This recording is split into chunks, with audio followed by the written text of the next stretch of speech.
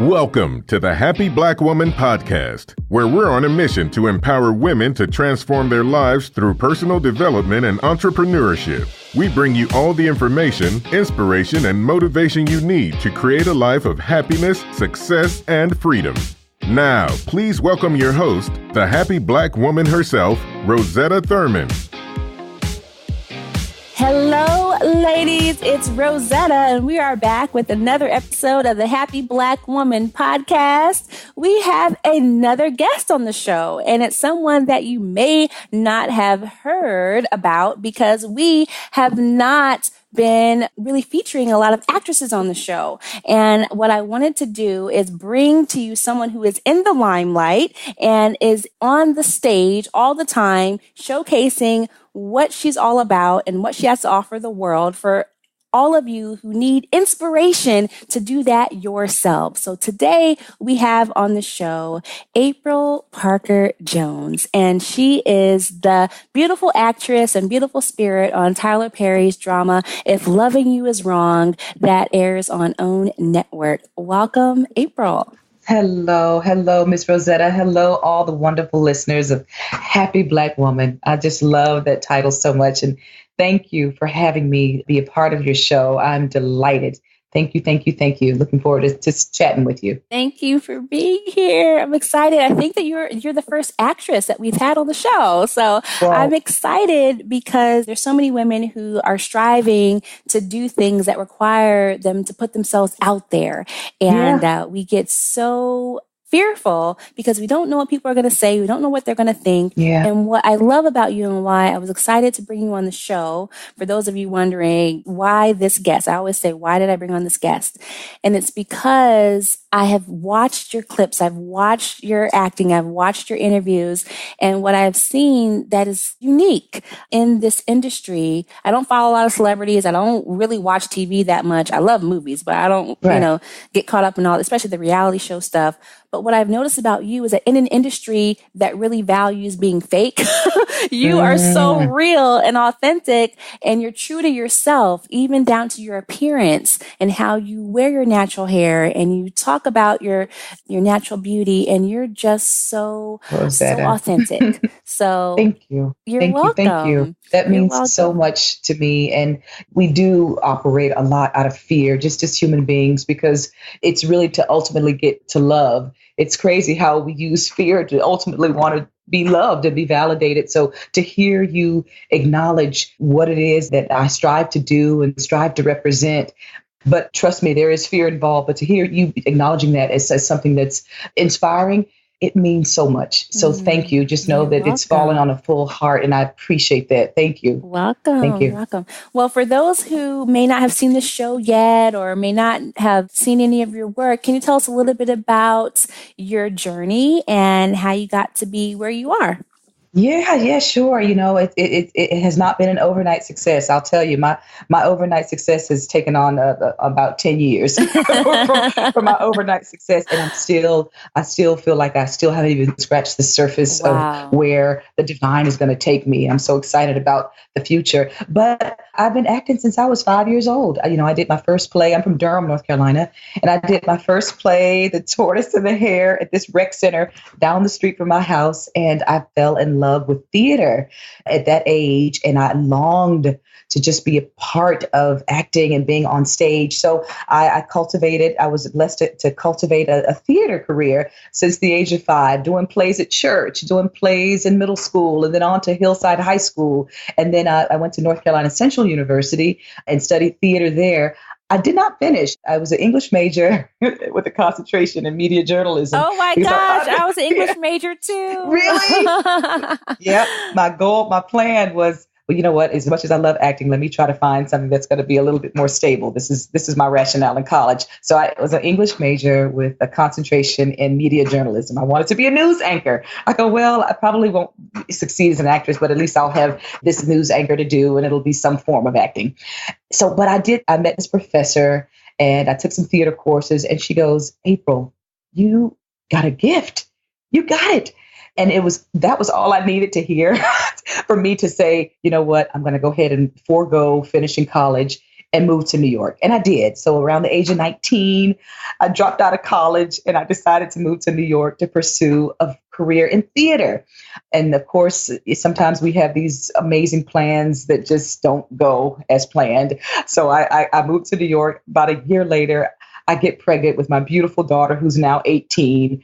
And of course, if anybody's a mom out there listening, they know that being a mom, you kind of have to put some things on hold.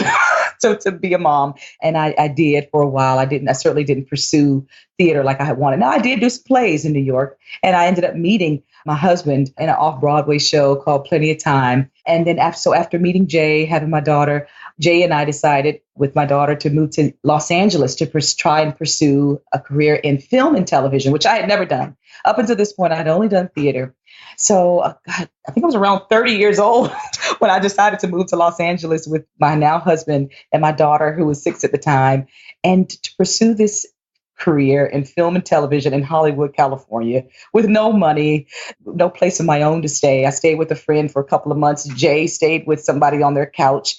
And we just struggled and struggled for the first few years in Los Angeles. But I just knew that there was something bigger than me. There was this dream I had to achieve. And if I didn't try it now, I would never try it. So I was fortunate to find an agent. A girlfriend of mine helped put me on to her agent, and they signed me on the spot with no film and television experience. And I'm still with the same agency today. I've been with them for 10 years. But even with that, it was small gigs here and there, then a little bit larger gigs, and maybe some recurring gigs. And then 4 years ago, I got a chance to audition for If Loving You Is Wrong on Oprah's network, one of Tyler Perry's dramas. And this is my first role as a series regular. And for those of you who don't know what a series regular is, it's basically when you get to be on every episode of the season. Mm-hmm. So this is my first series regular role. It's my first series regular role, and it's changed the course of my life and my career, and it's certainly given me more motivation to just to keep pushing forward. But it's been a journey, honey, and it's still a journey mm-hmm. because you know, with this industry, you really can't control it. You really have to just kind of go by faith and your experience and just try to get better and try to be a nice person and just hope that, you know, that next gig will be yours. It's been interesting, and I wouldn't trade it for the world. I'm having a blast. Yes, I love that story. I mean, there's so much to learn just from hearing you share it, and that you got clear on what you really wanted to do, and even down to like quitting what you were already doing to pursue it. You took that leap of faith. What was it like for you? I kind of want to dig into like, what was it like for you not knowing what was waiting for you in New York, not knowing what was possible? Like you probably knew what was possible, but not knowing if it was going to happen for you, for sure. What was that time like for you? It was just really, really scary. And, you know, it's so funny, Rosetta, when I think back on it, when I think back on it from this point of where I am in my life, and I think back on some of the choices I made to take that leap of faith, I go, man, girl, you were crazy as hell. So, I mean, really, because my husband and I moved to Los Angeles. We drove from Durham, North Carolina, where I'm from, all the way to San Fernando Valley in a 1991 Chevrolet Cavalier with about $300 between the both of us. I mean, when I tell you we took a crazy leap of faith to go and pursue this dream, it was, if I had to do it from where I am at this point in my life, I probably wouldn't. I would probably talk myself out of it because it's just too scary. So it was such a scary thing. But I felt like at that moment in my life that the fear wasn't enough for me not to chase this dream. You know, it just wasn't enough. I knew that if I didn't do it now, I would never do it. And I'm so glad I did. I'm so glad I was that crazy 19-year-old that moved to New York. And I'm so glad I was that crazy 30-year-old who drug her husband and her 6-year-old cross country with no money. It's really, really kind of instilled so much character and resiliency in me. And I'm glad that we're having this conversation because it reminds me of, okay, if you could do that, you can do anything. Right. Exactly. It's like once you jump out of an airplane, it's like, oh, what is there left to be afraid of? Like, exactly. I risked my life. Exactly. So what is life like for you now? I mean, there are a lot of women listening who are like, wow, that's really super inspiring. And of course, we see you on screen and all of that. But what is life like for you taking the steps to get to where you want to be? What is life like for you now? It's a really great question. Life for me now is taking even bigger steps of personal evolution. And that personal evolution includes things that I never thought possible for myself as far as making business moves. I'm now in the process of shifting or adding businesswoman to being an artist. And that transition has been very interesting because I'm such a right brain person. So now I'm allowing myself to learn about financing, really delve into real estate. I'm learning about how to nurture different streams of income aside from just acting. Because like I said, and earlier in our conversation, this still is an industry, especially as a Black actress and as a 41-year-old Black actress, that we have no control over. And although there is more content now, there is more work coming down the pipeline, there still is a lot of people who want to be in the industry, which makes the competition feel much harder. And it's not about being pessimistic or not thinking that I'm, valuable or talented enough to work, but it's just the reality that we don't know when that next gig is coming. Yeah. So with that, we have to prepare, and I have to prepare because I have mouths to feed. Right. I have a family. I have a family that's relying on me, and so now I'm cultivating other areas of revenue, and it's been so fun, and it's been great to stretch my brain to learn all these cool things, and so that's what life is for me. It sounds exciting that you've gotten to a point where so many of us focus on the initial goal. Like, if I can just get here to this place, then I'll be happy. But what we forget about a lot of times is once you get there, this whole other world opens up to you where there's all these other possibilities. Like you wanted to be a paid actress, hopefully a well-paid actress. And then you get there and you're like, dang, well, now maybe I can do this or maybe I can do that. Right. That's exactly what happened. It's like when you take that leap, you're not just taking a leap to do the one thing, but you're taking the leap into almost a new universe.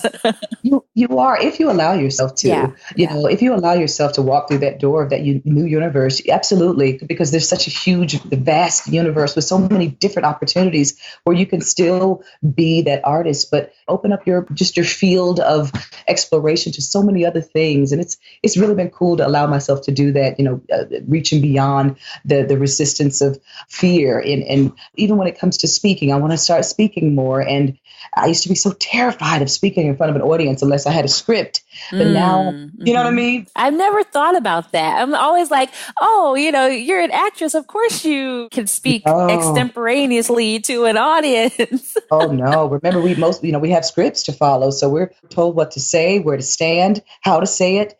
So we just got to make it sound believable. But, when it's time to start telling your story and inspiring other people. And, now people are asking me for mentorship. These are different hats that I have to wear that I've decided to accept because I'm learning that it's bigger than me. And now that I've been blessed to have this awesome platform, for me, it can't just be about making money and being on a red carpet. For me, it's got to be using this platform to be of service in some kind of way. I can't die without not being of service some kind of way with this platform. Well, I know that you're committed to giving back, and I'm going to ask you to share in a moment some of your wisdom with us. But do you ever pinch yourself? You're on set and Tyler Perry walks by, and and you're like, I can't believe this is my life. I get to do this. Do you ever have those moments? I do. And you know what? I need to start allowing myself to have more of those moments, because I think so many times we get caught up in the work of it and trying to be perfect and trying to make sure that we're securing ourselves for the next job, that we forget to look around and remind ourselves of, wow, look how far we've come. Look how far we've come, and to celebrate that. Right. So I will definitely do that more. I don't think I do it enough, but I'm going to start doing that more because, I got to remember that, driving across the Mojave Desert in that 1991 Chevrolet Cavalier, chasing this dream, and now to be able to work with these awesome people like Tyler Perry and Oprah. Yes. It's a dream come true. Right. It's a dream come true. So yes, I mean, you're on OWN, you see yourself, and there's Oprah's face, and then there's your face, and it's just incredible. And I think we all do that. We hit these goals, and then we're always striving for more, and we often don't sit back and celebrate and pat ourselves on the back. Yeah, and that's okay to do that. It's not about being content or getting comfortable. It's just about saying, you know what, good job, good job. You know, and now on to the next. Well good done. job. Yes. Well okay. done. Well, for those women who are listening and they're like, wow, that your story is inspiring. Happy for your success. But what insight can you give in terms of tips or advice to the women who are listening? And what I love about what you've been able to do is to stay true to yourself, even as in pursuit of this dream. So when I look at you, pictures of you, like you don't look like the fully like super made up actresses with, you know, crazy lace fronts and all that. Nothing wrong with any of that, but it's just different to see someone who doesn't have to do all that or even dress a certain way to be respected in Hollywood. So many times we see images of different people and we think, oh, I've got to be that to be successful. I've got to look like this to be successful. I got to talk like this, you know, but we forget that we have our own strengths and that's what's going to make us successful. So how have you been able to do that? You know, wear your hair natural and be true to yourself and authentic in an industry that often is nothing like authentic. I tell you, honey, you are so right about that. I just made a choice to just say I'm going to do it. I'm going to embrace who I am naturally and authentically. I have a really, really great family, a great husband who really appreciates natural beauty. He encourages it. And I have a really beautiful daughter I have two daughters who've also embraced their natural beauty. And I go, you know what, I'm going to do this not only for myself, but for them too. And in doing that, it just translated to what I do as an artist and who I am as an artist, you know, and I found that when you allow yourself to be authentically yourself, I found, at least in my life, that people really respect that. The people who matter, really, the people who matter really can respect the fact that you are authentically yourself. And really, at the end of the day, that's really the only people who I'm trying to make sure that I'm okay with is the people who matter. You know, not everybody's going to matter in life. And just because maybe someone has the power to cast you in a show, that doesn't mean that they necessarily matter in your life. It's just that's part of the business. So for the people who matter in my life, that's whose opinion that I care about the most. The people who matter. So that's what's made it easier for me to embrace my natural beauty, my natural hair, my natural self, and be authentically me. Listen, I get to be other people when I play a character. So you know what I'm saying? So I'll reserve that for when it's time for me to act. Yes. You know, but it has been a really, really great journey for me to embrace my natural hair and my authentic self and being able to use it somewhat in most of the shows that I've been in. Yeah, it's been a really great journey, and I appreciate you acknowledging that. And I hope that the women who do watch me are inspired by that, and hopefully will embrace who they are naturally also. Well, on the flip side of that, have you ever gotten negative feedback on your appearance or the way that you show up or your acting style or whatever? And how, if so, how did you handle that? How did you deal with that? That's one of our biggest fears. Those of us who want to put ourselves out there is like, well, what happens when we do get the heckler or the negative comment or the gossip that's not true or someone rejects us? What have you done? Well, listen, I'm certain that I've probably lost some roles because of my look, whether it be my hair might have been not right for a certain role, or I might have been too tall for a certain role, or my skin might have been too light for a certain role, or I might have been too dark for a certain role. I'm certain that there are plenty of opportunities that I may not have gotten because of it. Now, my reply or rebuttal to that is not everything is for you. It goes back to the cliche. If it's meant to be, it will be. As far as rejection is from people who watch the shows or anything, you know, no, I haven't gotten anything too negative. Now, sometimes we live tweet with the fans on when the show comes on Tuesday. And I've read a couple of ugly tweets, you know, but not many. You know, it's funny how our minds, we see so many positive comments, and then that one negative comment is the one that stands out. So I may have gotten 2 or 3 comments, you know, what's wrong with Natalie? His hair. She needs to do something to it. But really the positive ones outweigh, the positive really does outweigh the negative, because I really do believe that people do really, really respected. I really believe people really can appreciate and respect people who are authentically themselves, even if they don't say it.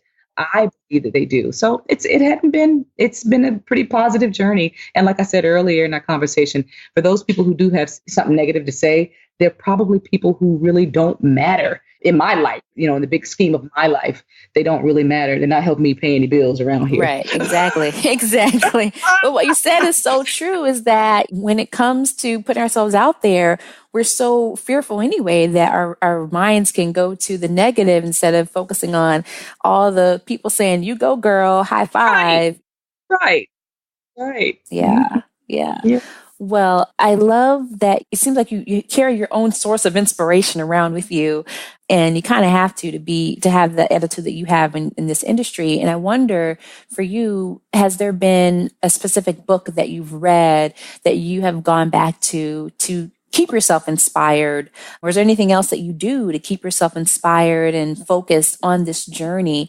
Because I know that it's not always easy. It's not always easy. And I have to say, I don't read as much as I should. It's just, it's sort of like meditating or exercising, just trying to find those moments in the day to do those things. It's a challenge at times. I don't read like I should. My husband wrote this awesome book, and it's been really inspirational to me, though. It's a really easy read. So it's one of those books where you can kind of just turn to any page, and there's an inspirational quote, and that's something you can do for your health. It's a 30-day guide to your healthy journey.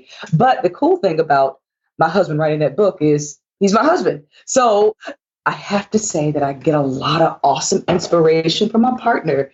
It's been great. I mean, I never even thought I was going to get married, honey. I mean, I thought I was always going to be this free spirit, just this flower floating in the wind, loving here and there and wherever I could. But, I met this awesome man who has really helped to change my life and my perspective on the world. He's that type of guy who always sees the glass half full. And I'm so grateful to my divine creator for allowing me to be able to share life with him, because, honey, he has picked me up so many times when I'm down. I hope that I'm paying him back enough with how much he's, really, he's always encouraging me. And I think that's so important. If I can give any inspiration to your listeners, is please surround yourself with people who are going to pour life into you. It is mandatory for a peaceful, full life. You need your team of people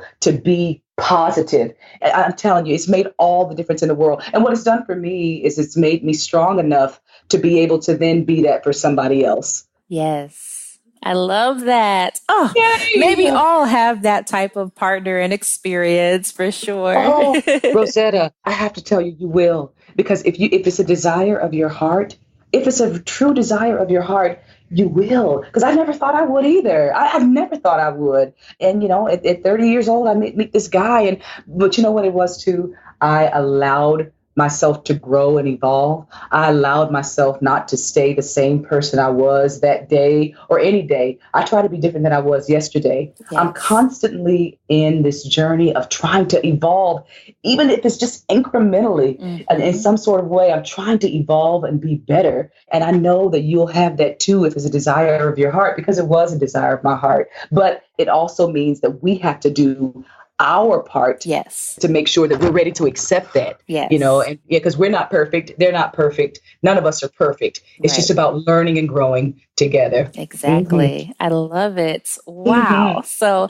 you've given us a ton of wisdom, even answering questions I didn't ask, yes. Which I love when that happens. And I know our time is winding down, so I want to make sure that we can know first of all, where to watch you. So where can our ladies go to see you on If Loving You Is Wrong? Oh, please tune in. There's only about 3 episodes left for this season, for this half of the season. And so the show comes on every Tuesday night on the Oprah Winfrey Network, or better known as OWN, every Tuesday night, 9/8 Central. Yeah, and it's 3 more episodes left until the next cycle of the season, which will be after Christmas. But honey, it's so much drama. And I will say that I've also been blessed to work on another project this past summer. It's a show called The Last Ship. on TNT, and I play a role that's completely different from Natalie on If Loving You Is Wrong. So that'll be out in 2018. So please be on the lookout for that as well on TNT. It's called The Last Ship.